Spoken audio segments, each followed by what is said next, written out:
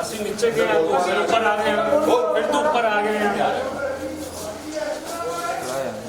Cash ही है नहीं ਉਹਦਾ ਬੈਲੈਂਸ ਜਿਹੜਾ ਉਧਰ ਪਿਆ किथे किथे देखो ना 63 लाख रुपए किथे है ਇਹ ਸਰ ਸਟੋਰ ਪਿਆ ਨਾ हां तो दिखाओ किसी कढ़ाया कढ़ाए दिया गड्ढे अंदर यार गड्ढे ने 48 लाख रुपए किथे गया ਅਜੇ ਕਿਤੇ ਨਹੀਂ ਗਿਆ ਮੇਰੇ ਕੋਲ ਪੈਸਾ पहले ये दिखा दे ਮੇਰਾ ਕਾਊਂਟਰ ਲੱਗਾ ਨਾ यार एक गाड़ी का 100 नंबर कॉल करो 100 नंबर कॉल कर नहीं सर ट्राली का 74 लाख ਤੁਸੀਂ ਕੱਢਿਆ ਕਿੱਥੇ ਗਾ 15 लाख 7,000 63 लाख सेम अमाउंट कल जमा होया सेम अमाउंट कल जमा होया ओके प्रभु जी बोला भी बुला वीडियो बना दो ਮੈਨੂੰ ਫਿਰ ਨਹੀਂ ਗੱਲ ਦੱਸੋ ਇਸ ਰਜਿਸਟਰ ਨੂੰ ਤੁਸੀਂ ਲਿਖਿਆ ਤੁਹਾਡੇ ਮੁਤਾਬਕ ਐਂਟਰੀਆਂ ਪਈਆਂ ਉਹ ਕੈਸ਼ ਦਿਖਾ ਦਿਓ ਗੱਲ ਕਰ ਤੁਸੀਂ ਬੈਂਕ ਦੇ ਨਾਲ ਅਸੀਂ ਬੈਂਕ ਚੱਲਦੇ ਇੱਕ ਮਿੰਟ ਇਹ ਕਹਿੰਦੇ ਮੈਂ ਬੈਂਕ ਦੇ ਬਸ मेरे को बेन ना ਪੈਸਾ ਕਢਾਇਆ ਤੁਸੀਂ ਕਿਹਦੀ ਪਰਮਿਸ਼ਨ ਨਾਲ ਕਢਾਇਆ ਕਿ ਕਿਸੇ ਦੱਸਿਆ ਗੱਲ ਜਾ ਕੇ ਜਾਂਦੇ ਸਰ ਮੈਨੇਜਰ ਸਾਹਿਬ ਰਾਣਾ ਜੀ ਇੱਕ ਮਿੰਟ ਰੁਕ ਜਾਓ केरे प्रेजेंट था यार एक मिनट रुको देखिए जी ਇੱਕ ਵਾਰੀ ਗੱਲ ਇੱਕ ਬੰਦਾ ਦਾ हमने कोई कॉल नहीं करी है ना ये पुलिस का मैटर है वो ठीक है सर किसने कॉल करी है नाम बताओ आप किसने कॉल करी है तो इनकी तरफ से होगी प्रबंध जो अपने आप को प्रबंध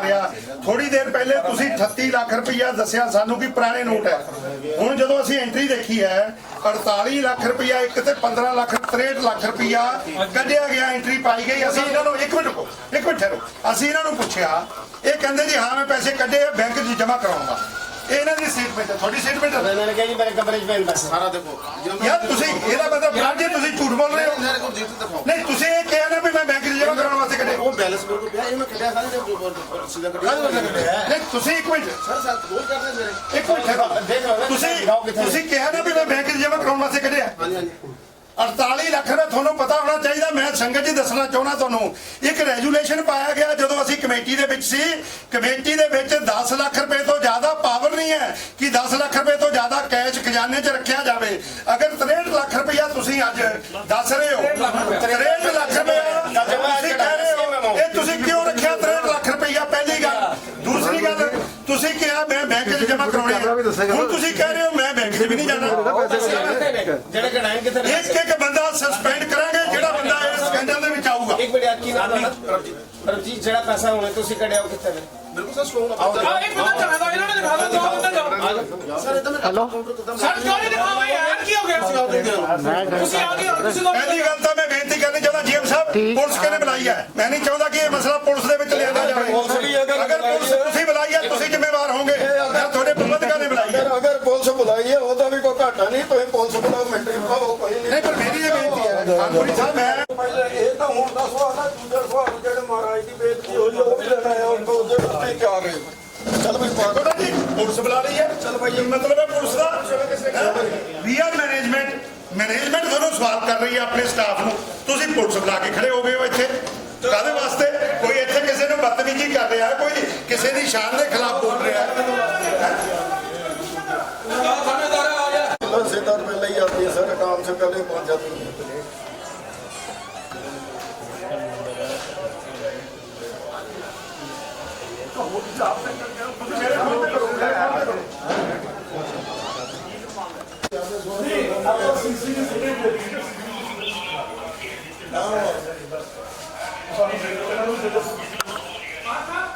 क्या नाम है आपका मैं कह रहा जी मैनेजर टीम और बाहर साहब दो बंदे जाके देखो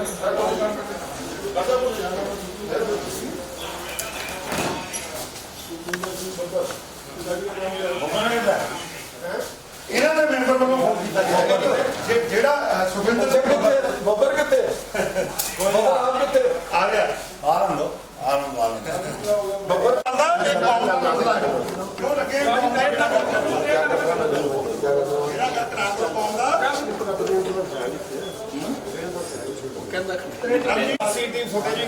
ਸਾਰੀ ਲਵਾਂਗੇ ਸੀਸੀਟੀਵੀ ਫੁਟੇਜ ਵੀ ਲਵਾਂਗੇ। ਹਾਂਜੀ ਹਾਂਜੀ ਪ੍ਰਭਜੋਤ ਪ੍ਰਭਜੀਤ ਜਿਹੜਾ ਨਾ ਇਹ ਮੇਰੇ ਨਾਲ ਵਿਸ਼ਵਾਸ ਤੋਂ ਉੱਪਰ ਨਹੀਂ ਤੂੰ ਕਿਸੇ ਪੇਪਰ ਕਢਾਈ ਹੈ ਵਿਸ਼ਵਾਸ ਤੋਂ ਉੱਪਰ ਕਿਹੜੇ ਵੇਲੇ ਪੇਪਰ ਉਹ ਤੇਰੀ ਸ਼ਕਲ ਦੱਸਦੀ ਪਈ ਆ, ਤੇਰੀ ਸ਼ਕਲ ਦੱਸ ਰਹੀ ਆ ਕਿ ਤੇਰੇ ਉੱਤੇ ਪ੍ਰੈਸ਼ਰ ਹੈ, ਤੂੰ ਗੜਬੜ ਕਰ ਰਿਹਾ। ਕਿਸੇ ਨੇ ਬਚਾਉਣਾ ਨਹੀਂ ਤੈਨੂੰ। ਤੁਸੀਂ 25 ਸਾਲ ਤੋਂ ਤੁਸੀਂ ਪੈਸੇ ਤੇਰੇ ਕੋਲ ਕੈਸ਼ੀਅਰ ਤੋਂ ਤੁਸੀਂ ਕਿਹਾ ਹੋਣਾ ਕਿ ਸਟਰੋਂਗ ਰੂਮ ਦੇ ਵਿੱਚ ਪੈਸੇ ਆ। ਨਹੀਂ 63 ਲੱਖ ਰੁਪਇਆ ਸਾਨੂੰ ਐਵੇਂ ਸਾਡਾ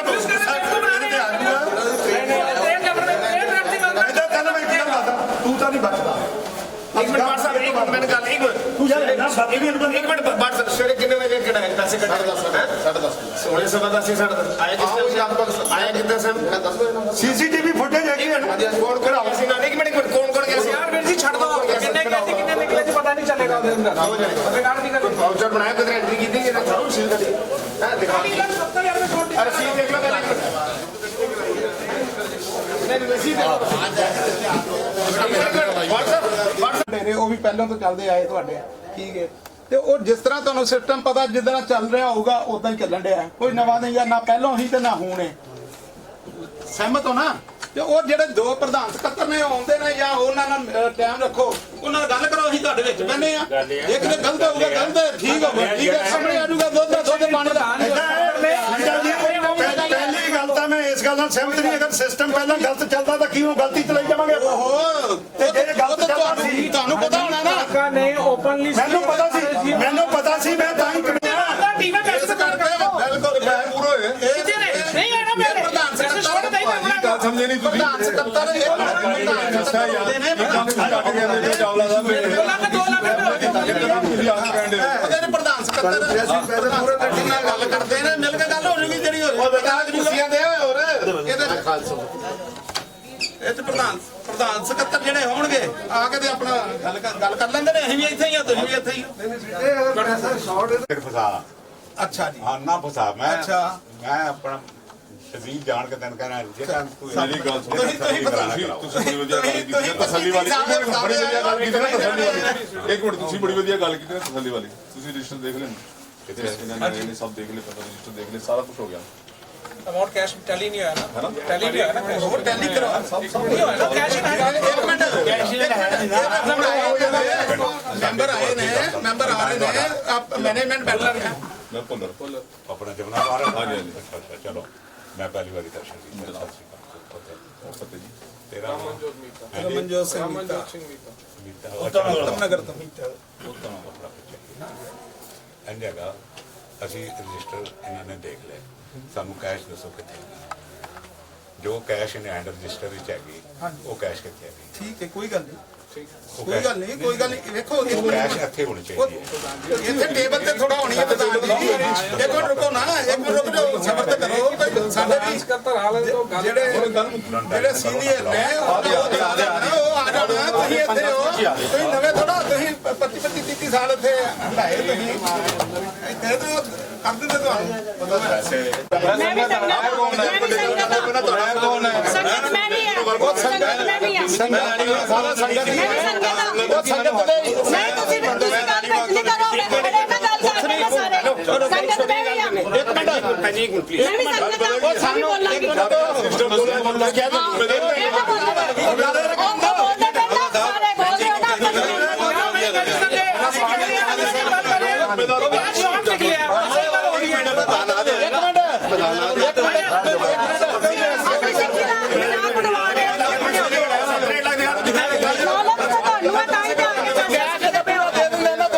ਸਬਰ ਤੇ ਕਰੋ ਯਾਰ ਤੁਸੀਂ ਹੁਣ ਆਏ ਹੋ ਇਹ ਜਿਹੜਾ ਤਰੀਕਾ ਸਹੀ ਨਹੀਂ ਇਹਦੇ ਲਾਲਚ ਹੈ ਨਾ ਜਿੰਨੇ ਲਾਲਚ ਹੁੰਦਾ ਉਹ ਇਦਾਂ ਕਰਦਾ ਹੈ ਤਰੀਕਾ ਵਰਤ ਲੈਂਦੇ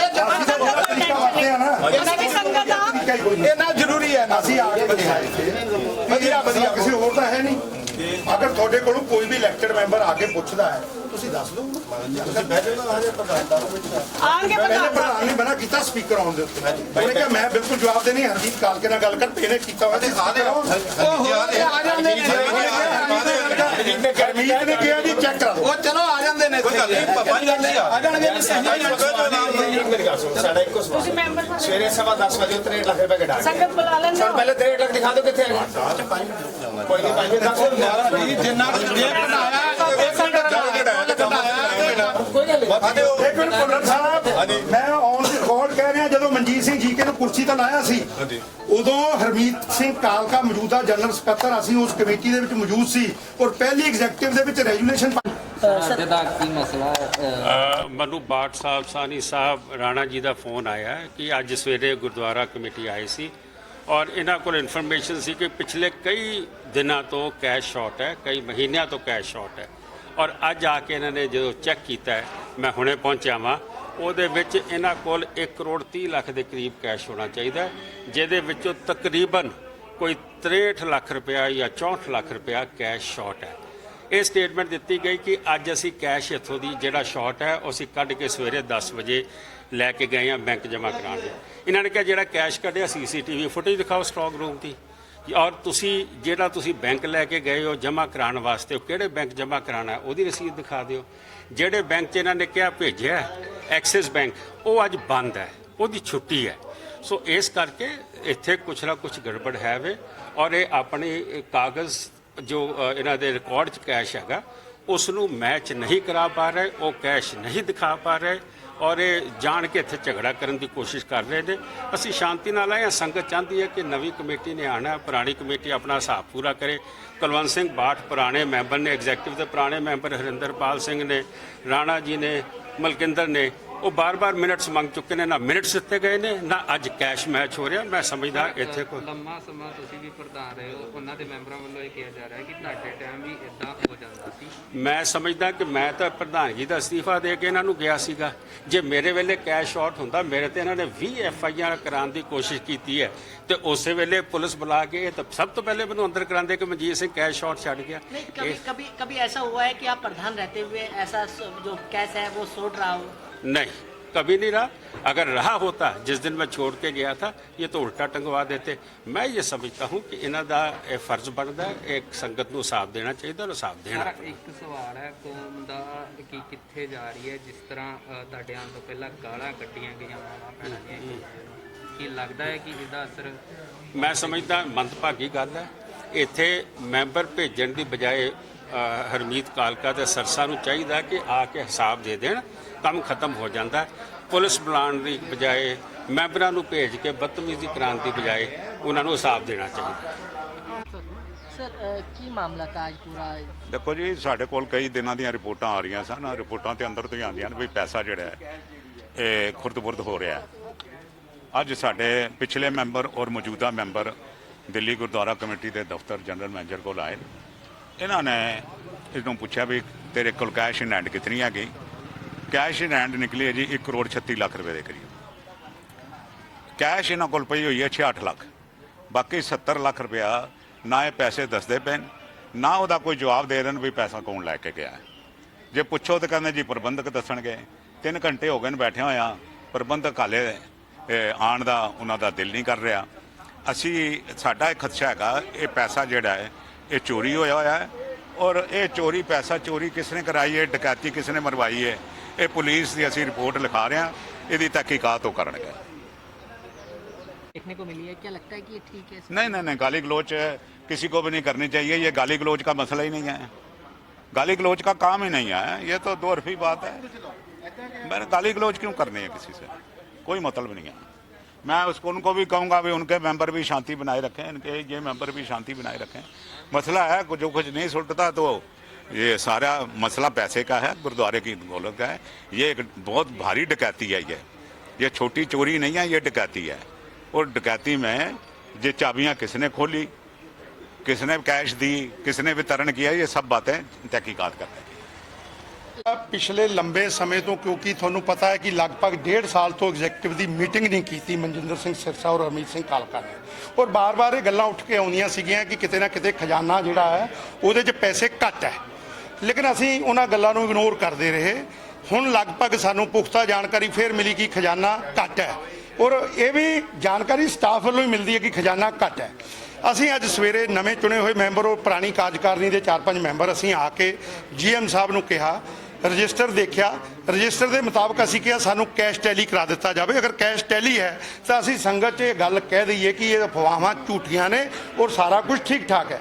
ਲੇਕਿਨ ਕੈਸ਼ੀਅਰ ਨੇ ਔਰ ਜੀਐਮ ਨੇ ਦਿਖਾਉਣ ਤੋਂ ਮਨਾ ਕਰ ਦਿੱਤਾ।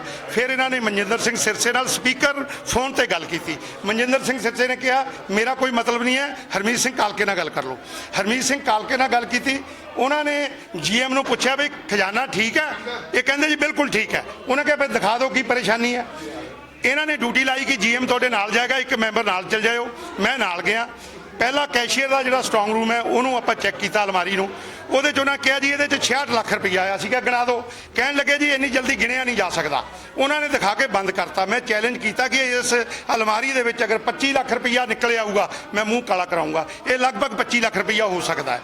ਉਸ ਤੋਂ ਬਾਅਦ ਅਸੀਂ ਪੁੱਛਿਆ ਵੀ ਬਾਕੀ ਪੈਸਾ ਕਿੱਥੇ ਹੈ? ਕਹਿਣ ਲੱਗੇ ਜੀ ਸਟਰੋਂਗ ਰੂਮ ਦੇ ਵਿੱਚ ਹੈ, ਖਜ਼ਾਨੇ ਦੇ ਵਿੱਚ ਹੈ। ਜਦਕਿ ਤੁਸੀਂ ਕੈਸ਼ ਇਨ ਹੈਂਡ ਦੀ ਐਂਟਰੀ ਸਵੇਰੇ ਸਵੇਰ 10 ਵਜੇ ਦੀ ਪਾਈ ਹੈ 63 ਲੱਖ ਰੁਪਈਆ। ਤੁਸੀਂ ਪੱਤਰਕਾਰ ਹੋ, ਜਦੋਂ 63 ਲੱਖ ਰੁਪਈਏ ਦੀ ਐਂਟਰੀ ਖਜ਼ਾਨੇ ਚੋਂ ਕੱਢ ਲਿਆ ਗਿਆ ਤਾਂ ਉਹ ਪੈਸਾ ਤਾਂ ਇੱਥੇ ਕੈਸ਼ੀਅਰ ਦੇ ਕੋਲ ਹੋਣਾ ਚਾਹੀਦਾ। ਕੈਸ਼ੀਅਰ ਕਹਿੰਦਾ ਜੀ ਮੈਂ ਬੈਂਕ 'ਚ ਜਮ੍ਹਾਂ ਕਰਾਉਣ ਵਾਸਤੇ ਕੱਢਿਆ, ਜਦਕਿ ਬੈਂਕਾਂ ਦੀ ਅੱਜ ਛੁੱਟੀ ਹੈਗੀ ਆ। ਔਰ ਜਦੋਂ ਉਹ ਪੈਸਾ ਇੱਥੇ ਪੂਰਾ ਨਹੀਂ ਹੋਇਆ ਫਿਰ ਕਹਿਤਾ ਸਟਰੋਂਗ ਰੂਮ ਦੇ ਵਿੱਚ ਹੈ।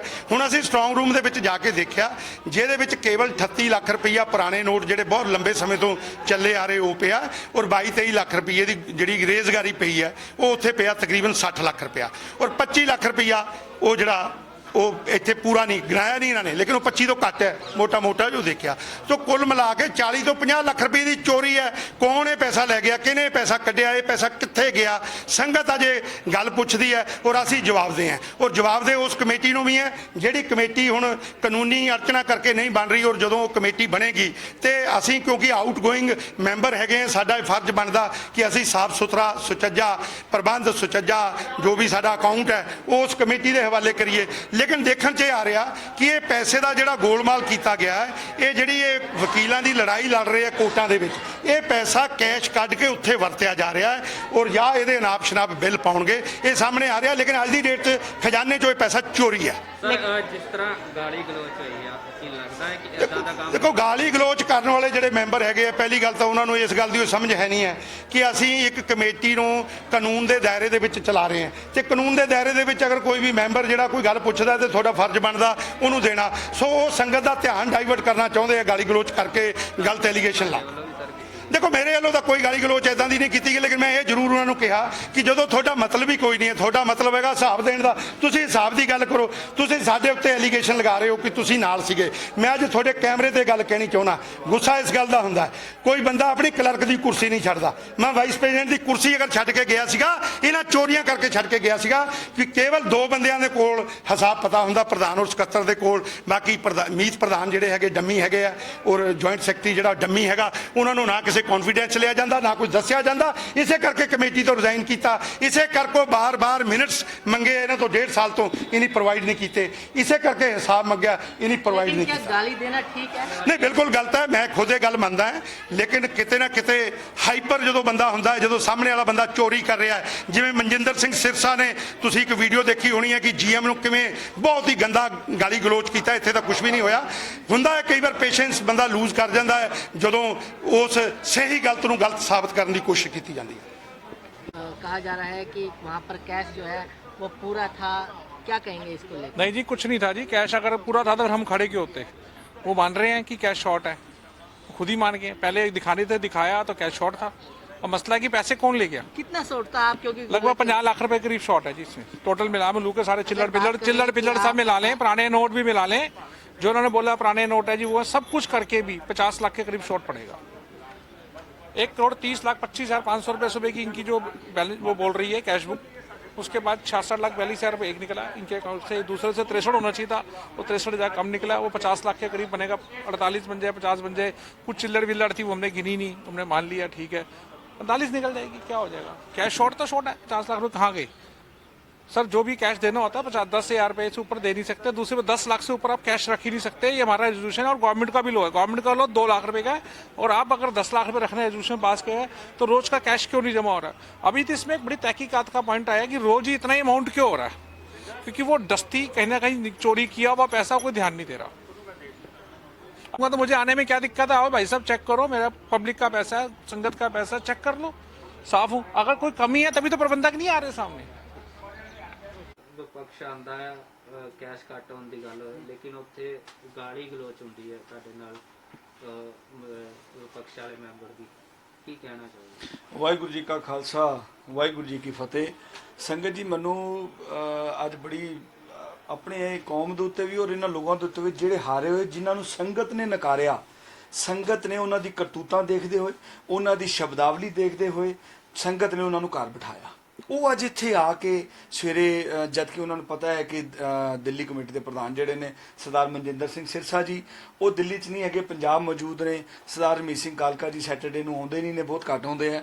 ਉਹ ਇੱਥੇ ਆ ਕੇ GM ਦੇ ਕਮਰੇ ਦੇ ਵਿੱਚ ਵੜਦੇ ਨੇ, ਉਹਦੇ ਨਾਲ ਧੱਕਾਸ਼ਾਹੀ ਕਰਦੇ ਨੇ, ਉਹਦੇ ਕੋਲੋਂ ਰਜਿਸਟਰ ਖੋਹ ਲੈਂਦੇ ਨੇ। ਰਜਿਸਟਰ ਖੋਲ ਕੇ ਜਦੋਂ ਹੱਲਾ ਹੁੱਲਾ ਕਰਦੇ ਨੇ, ਮੈਨੂੰ ਇੱਥੋਂ ਫੋਨ ਆਉਂਦਾ, ਮੈਂ ਇੱਥੇ ਪਹੁੰਚਦਾ ਹਾਂ। ਪਹੁੰਚਣ ਤੋਂ ਬਾਅਦ ਜਦੋਂ ਮੈਂ ਗੱਲ ਕਰਦਾ ਹਾਂ ਤੇ ਇਹ ਕਹਿੰਦੇ ਜੀ ਇੱਥੇ ਪੈਸੇ ਘੱਟ ਨੇ। ਇਹਨਾਂ ਨੇ ਕਿਹਾ ਸਟਰੋਂਗ ਰੂਮ ਚੈੱਕ ਕਰਾਓ। ਮੈਂ ਇਹਨਾਂ ਦੇ ਨਾਲ ਖੁਦ ਸਟਰੋਂਗ ਰੂਮ ਖੁਲਵਾਉਣਾ ਆ। ਸਟਰੋਂਗ ਰੂਮ ਦੇ ਵਿੱਚ ਜਾਣਾ, ਜਦੋਂ ਸਟਰੋਂਗ ਰੂਮ ਦੇ ਵਿੱਚ ਇਹ ਦੇਖਦੇ ਨੇ ਕਿ ਪੈਸੇ ਪੂਰੇ ਨੇ ਤੇ ਇਹਨਾਂ ਦੀ ਬੁਖਲਾਹਟ ਜਿਹੜੀ ਹੋਰ ਬਾਹਰ ਆ ਜਾਂਦੀ ਹੈ ਔਰ ਉੱਚਾ ਉੱਚਾ ਬੋਲਣ ਲੱਗ ਜਾਂਦੇ ਨੇ, ਨਹੀਂ ਜੀ ਇੱਥੇ 50 ਲੱਖ ਘੱਟ ਹੈ, ਇੱਥੇ 1 ਕਰੋੜ ਘੱਟ ਹੈ, ਤੇ ਜੋ ਵੀ ਘੱਟ ਹੈ ਬੋਲਣ ਲੱਗ ਜਾਂਦੇ ਨੇ। ਉਸ ਤੋਂ ਬਾਅਦ ਮੈਂ ਇਹਨਾਂ ਨੂੰ ਕਹਿੰਦਾ, ਬਾਠ ਸਾਹਿਬ ਤੁਸੀਂ ਹੁਣੇ ਮੇਰੇ ਨਾਲ ਸਟਰੋਂਗ ਰੂਮ ਵਿੱਚ ਗਏ ਹੋ, ਸਾਰੇ ਪੈਸੇ ਹਿਸਾਬ ਪੂਰਾ ਓਕੇ ਕਰਕੇ ਤੁਸੀਂ ਲੈ ਕੇ ਆਏ ਜੇ, ਹੁਣ ਤੁਸੀਂ ਕਹਿ ਰਹੇ ਹੋ ਪੈਸੇ ਘੱਟ ਨੇ, ਤੇ ਥੋੜਾ ਜਿਹਾ ਝੂਠ ਬੋਲਣ 'ਚ ਗੁਰੇਜ਼ ਕਰੋ, ਆਪਾਂ ਗੁਰੂ ਘਰ 'ਚ ਖੜੇ ਹਾਂ। ਮੇਰੀ ਇੰਨੀ ਕਹਿਣ ਦੀ ਦੇਰ ਸੀ। ਇੱਥੇ ਲੇਡੀ ਸਟਾਫ ਵੀ ਖੜਾ ਸੀਗਾ, ਇੱਥੇ ਦਿੱਲੀ ਕਮੇਟੀ ਦਾ ਸਟਾਫ ਵੀ ਖੜਾ ਸੀ, ਕੁਝ ਮੈਂਬਰ ਸਾਹਿਬਾਨ ਵੀ ਖੜੇ ਸੀਗੇ, ਜਿਨ੍ਹਾਂ ਦੇ ਸਾਹਮਣੇ ਉਹਨਾਂ ਨੇ ਮੈਨੂੰ ਜੋ ਉਹਨਾਂ ਦਾ ਅਸਲੀ ਰੂਪ ਹੈ, ਜਿਸ ਕਰਕੇ ਸੰਗਤ ਨੇ ਨਕਾਰਿਆ, ਉਹੀ ਰੂਪ ਇਹਨਾਂ ਨੇ ਅੱਜ ਗੁਰੂ ਘਰ ਦੇ ਵਿੱਚ ਗੰਦੀਆਂ ਗਾਲਾਂ ਮੈਨੂੰ ਕੱਢ ਕੇ, ਪਾਰਟੀ ਨੂੰ ਕੱਢ ਕੇ, ਕਮੇਟੀ ਨੂੰ ਕੱਢ ਕੇ ਅੱਜ ਆਪਣਾ ਰੂਪ, ਆਪਣਾ ਅਕਸ ਇਸ ਦਿੱਲੀ ਸਟਾਫ ਦੀ, ਔਰਤ ਲੇਡੀ ਸਟਾਫ ਦੇ ਕਿਸੇ ਸਾਹਮਣੇ ਨੇ ਪ੍ਰਵਾਹ ਨਹੀਂ ਕੀਤੀ। ਗੰਦੀਆਂ ਗਾਲਾਂ ਕੱਢ ਕੇ ਅੱਜ ਆਪਣਾ ਰੂਪ ਦਿਖਾਇਆ। ਸੰਗਤ ਜੀ, ਮੈਂ ਬੇਨਤੀ ਕਰਦਾ, ਤੁਸੀਂ ਇਹਨਾਂ ਨੂੰ ਵੋਟਾਂ ਦੇ ਰਾਹੀਂ ਤੇ ਘਰ ਬਿਠਾਤਾ, ਇਹਨਾਂ ਨੂੰ ਥੋੜੀ ਜਿਹੀ ਸੋਝੀ ਵੀ ਦਿਓ ਕਿ ਗੁਰੂ ਘਰ ਦੀ ਮਰਿਆਦਾ ਔਰ ਉਹ ਧਿਆਨ ਰੱਖਣ। ਕਿਉਂ ਕਿ ਇਹ ਜੋ ਪਹਿਲੇ ਸੀਗੇ, ਇਹਨਾਂ ਨੂੰ ਹੁਣ ਆਪਣਾ ਰੂਪ ਬਦਲਣਾ ਚਾਹੀਦਾ। ਮੈਨੂੰ ਇਹ ਲੱਗਦਾ ਕਿ ਕੱਲ ਪਰਸੋਂ ਸ਼ਾਇਦ ਇਹਨਾਂ ਨੂੰ ਕੋਈ ਚੇਅਰਮੈਨੀ ਵੀ ਮਿਲੀ ਹੈ, ਸੋ ਇਹ ਲੱਗਦਾ ਉਸ ਤੋਂ ਬਾਅਦ ਹੁਣ ਜ਼ਿਆਦਾ ਕੱਪੜੇ ਬਾਹਰ ਹੋ ਗਏ ਨੇ ਕਿ ਮੇਰੇ ਪਿੱਛੇ ਸਰਕਾਰ ਦਾ ਹੱਥ ਹੈ ਤੇ ਮੈਂ ਕੁਝ ਵੀ ਕਰ ਸਕਣਾ। ਐਸਾ ਅਸੀਂ ਕੁਝ ਨਹੀਂ ਹੋਣ ਦਿਆਂਗੇ, ਮਰ ਜਾਾਂਗੇ, ਕੁਝ ਵੀ ਕਰ ਦਾਂਗੇ। ਦਿੱਲੀ ਗੁਰਦੁਆਰਾ ਕਮੇਟੀ ਨੂੰ ਅਸੀਂ ਬਦਨਾਮ ਨਹੀਂ ਹੋਣ ਦਾਂਗੇ, ਨਾ ਖਰਾਬ ਹੋਣ ਦਾਂਗੇ, ਨਾ ਗੰਦੇ ਹੱਥਾਂ ਦੇ ਵਿੱਚ ਜਾਣ ਦਿਆਂਗੇ। ਸਰ, ਲੱਗਦਾ ਨਹੀਂ ਕਿਤੇ ਨਾ ਕਿਤੇ ਬਾਠ ਸਾਹਿਬ ਨੇ ਥੋੜੇ ਦਿਨ ਪਹਿਲੇ ਆਮ ਆਦਮੀ ਪਾਰਟੀ ਜੁਆਇਨ ਕੀਤੀ ਹੈ, ਪੰਜਾਬ 'ਚ 2022 'ਚ ਇਲੈਕਸ਼ਨ ਵੀ ਆ ਰਹੇ ਨੇ, ਕਿਤੇ ਨਾ ਕਿਤੇ ਤੁਹਾਡੀ ਪਾਰਟੀ ਨੂੰ ਅਕਸ ਨੂੰ ਖਰਾਬ ਕਰਨ ਵਾਸਤੇ ਇੱਥੋਂ ਸ਼ੁਰੂਆਤ ਕੀਤੀ ਹੈ? ਪਾਰਟੀ ਨੂੰ ਅਕਸ ਦੀ ਅਗਰ ਤੁਸੀਂ ਗੱਲ ਕਰਦੇ ਜੇ, ਪਾਰਟੀ ਨੂੰ ਅਕਸ ਇਹੋ ਜਿਹੇ ਲੋਕ ਕੀ ਖਰਾਬ ਕਰਨਗੇ ਪਾਰਟੀ ਦਾ ਅਕਸ, ਜਿਨ੍ਹਾਂ ਨੂੰ ਸੰਗਤ ਨੇ ਨਕਾਰ ਕੇ ਘਰ ਬਿਠਾਤਾ, ਜਿਨ੍ਹਾਂ ਦੀ ਸ਼ਬਦਾਵਲੀ, ਜਿਨ੍ਹਾਂ ਦੇ ਕਰਪਸ਼ਨ। ਅੱਜ ਅਮਾਉਂਟ ਦੇ ਵਿੱਚੋਂ ਹੁਣੇ ਸਾਰੀ ਗੱਲਾਂ ਕਲੀਅਰ ਕਰਾਂਗੇ ਆਪਾਂ ਮੀਡੀਆ ਰਾਹੀਂ। ਮੈਂ ਅਜੇ ਕੁਝ ਵੀ ਨਹੀਂ ਕਹਿਣਾ ਚਾਹੁੰਦਾ, ਸਭ ਕੁਝ ਪਤਾ ਲੱਗੇਗਾ। ਇਹ ਕਿੰਨੇ ਪੈਸੇ ਘਰ ਲਿਜਾ ਚੁੱਕੇ ਨੇ, ਸਭ ਕੁਝ ਪਤਾ ਲੱਗੇਗਾ। ਸੰਗਤ ਨੇ ਜਿਹਨੂੰ ਨਕਾਰਿਆ ਹੈ, ਉਹ ਇੰਨੀ ਵੱਡੀ 100 ਸਾਲ ਪੁਰਾਣੀ ਪਾर्टी ਦਾ अक्स खराब नहीं कर सकता। लेकिन जिस तरीके से कहा जा रहा है कि पैसे कम है गुल्लक के अंदर, क्या लगता है कि पैसे कम थे, वो बैंक में जमा कराने गए थे, ऐसा कुछ मामला है? ऐसा कुछ भी नहीं है। मैं आपसे फिर बता रहा हूँ, मैंने अभी बोला कि जब हम स्ट्रांग रूम में जाते हैं, ये पैसा चेक करते हैं। बकायदा इनके साथ करतार सिंह, विक्की चावला जी भी थे जो एंट्री कर रहे थे, बकायदा काउंटिंग की, उन्होंने भी कहा जी पैसे पूरे हैं। लेकिन ये जो इनका रूप है, वो रूप इनका बाहर आया और मुझे गंदी गंदी माँ बहन की गालियां दी इन्होंने। कोई बात नहीं, हमने भी जो इनको कहना था समझाया हाथ जोड़ के कि भैया मत करो, ऐसे नहीं अच्छा लगता। लेकिन कोई बात नहीं, ये अपने रूप को दिखाने से बाहर नहीं आते, क्योंकि वो असली रूप है इनका।